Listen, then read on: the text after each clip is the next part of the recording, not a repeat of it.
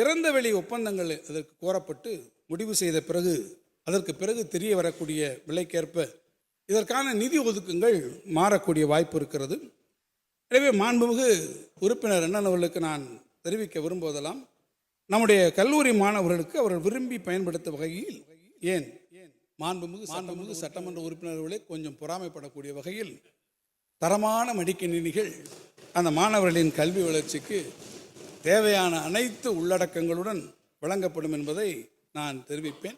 இன்னொன்று கூட நான் உங்களுக்கு சொல்லுகிறேன், தவறாக இல்லை, எல்லோரும் இருக்கிறீர்கள்.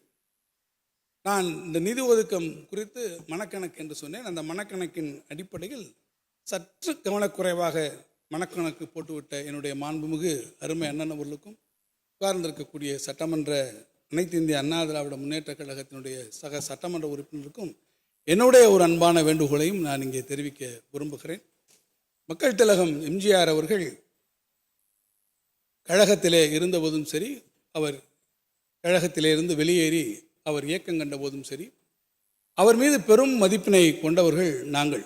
இன்னும் சொல்ல வேண்டும் என்று சொன்னால், வந்திருக்கிறாரே நம்முடைய மாண்புமிகு முதலமைச்சர் அவர்கள், அவரிடத்திலே மக்கள் திலகம் எம்ஜிஆர் அவர்கள் மிகுந்த அன்பினை நேரடியாக கொண்டவர்கள்.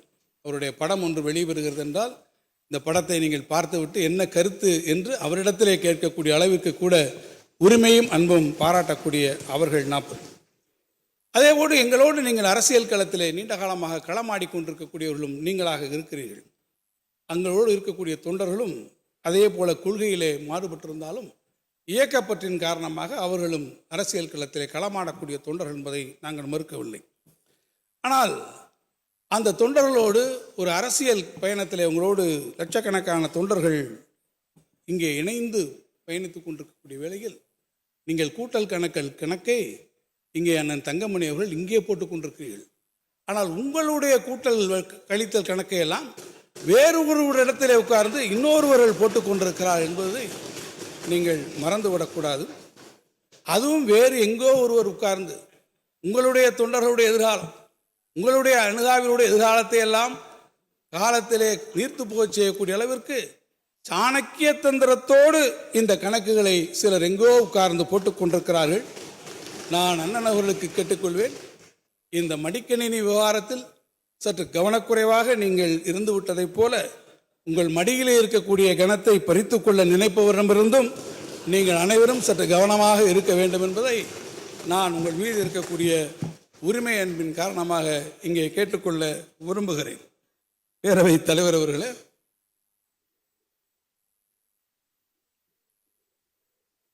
நம்முடைய மாண்புமிகு உறுப்பினர் திருமதி வானதி சீனிவாசன் அவர்கள் மிகுந்த மகிழ்ச்சியோடு சிரிக்கிறார்கள்.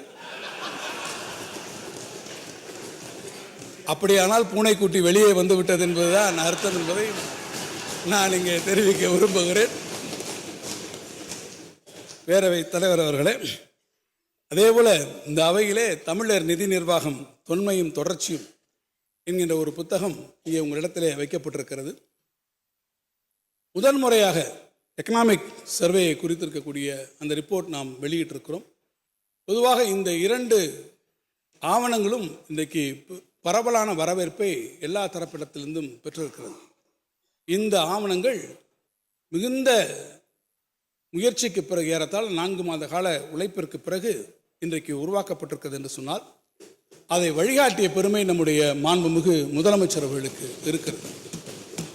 இந்த 2 ஆவணங்களும் மிகப்பெரிய அளவிலே உருவாக்கப்படுவதற்கு உள்ளபடியே நீங்கள் சொல்ல வேண்டும் என்று சொன்னால், தன்னுடைய இயல்பினால் தன்னுடைய முகம் காட்ட மறுக்கக்கூடிய நம்முடைய மதிப்பிற்குரிய நிதித்துறையினுடைய செயலாளர் அவர்களே அவருக்கு ஆசிரியர் பொறுப்பாகவும் அதில் இருந்து இந்த 2 ஆவணங்களையும் மிக சிறப்பாக அவர்கள் உருவாக்கியிருக்கிறார்கள்.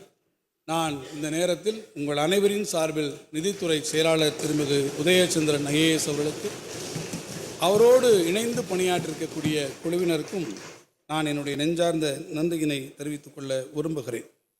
பேரவை தலைவர் அவர்களே, என்னுடைய உரையினை நான் நிறைவு செய்யக்கூடிய கட்டத்திற்கு முன் சில செய்திகளை நான் உங்களிடத்திலே பகிர்ந்து கொள்ள விரும்புகிறேன். தமிழ்நாட்டிற்கென சில தனித்துவமான கதைகளும் வரலாறுகளும் கால வெளியிலே நிரம்ப இருக்கிறது. அதில் ஒன்றை நான் இந்த அவைக்கு கவனப்படுத்த விரும்புகிறேன். திருவேலி மிழலை என்கின்ற ஒரு ஊர் தமிழ்நாட்டிலே திருவாரூர் மாவட்டத்தில் இருக்கிற ஒரு ஊர். அன்றைய ஒருங்கிணைந்த தஞ்சை மாவட்டத்தில் இன்றைய திருவாரூர் மாவட்டத்தில் இருக்கக்கூடிய ஊர்.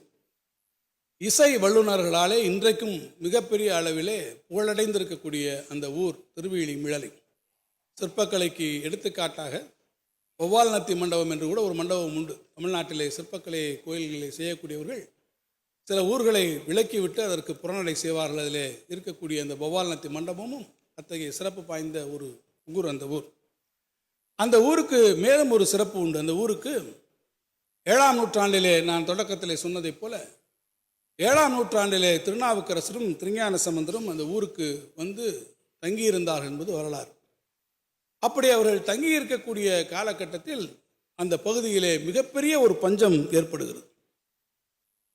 நம்முடைய தமிழ்நாட்டில் பழைய பெரியவர்களெல்லாம் நீங்கள் கேட்டு பார்ப்பீர்கள் என்று சொன்னால் தாது வருஷ பஞ்சம் என்று ஒரு பஞ்சத்தை சொல்வார்.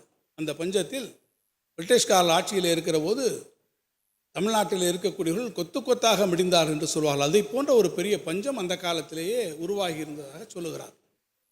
அப்படி மக்கள் பசியால் பட்டினியால் துடித்து கொண்டிருந்த அந்த காலகட்டத்தில் அங்கே இருக்கக்கூடிய அந்த மக்களுடைய அந்த துயரினை அவர்கள் படக்கூடிய கஷ்டத்தை பார்த்து பொறுக்க முடியாமல் ஞானசம்பந்தர் அங்கே இருக்கக்கூடிய மிழலைநாதராக இருக்கக்கூடிய அந்த ஊர் இறைவனை பற்றி பார்த்து ஒரு பாடல் பாடினார். வாசி தீரவே காசு நல்குவீர், வாசி தீரவே காசு நல்குவீர், மாசின் மிழலையீர் ஏசல் இல்லையே என்று கேட்டார். நாட்டு மக்கள் கஷ்டப்படுகிறார்கள். வீழிலே இருக்கக்கூடிய மிழலையிலே இருக்கக்கூடிய சிவபெருமானே, எங்கள் மக்களுடைய கஷ்டங்களை போக்குவதற்காக நீங்கள் காசு தந்து அருள வேண்டும் என்று மனமுருகி ஞானசம்பந்த பெருமான் அங்கே இருக்கக்கூடிய பெருமாளிடத்திலே கேட்டதாகவும், உடனடியாக அங்கே இருக்கக்கூடிய அந்த இறைவன் மக்களுடைய கஷ்டத்தை போக்க வேண்டும் என்பதற்காக ஞானசம்பந்தருக்கு அந்த இறைவனே நேரிலே வந்து பொற்காசுகளை வழங்கி அந்த பொற்காசுகளின் வாயிலாக அவர் அந்த நாட்டு மக்களுடைய கஷ்டங்களை பசிப்பிட்டினில் இருந்து அவரை போக்கினார் என்பது தமிழ்நாட்டிலே கர்ண பரம்பரையாக வழங்கப்படக்கூடிய ஒரு கதை.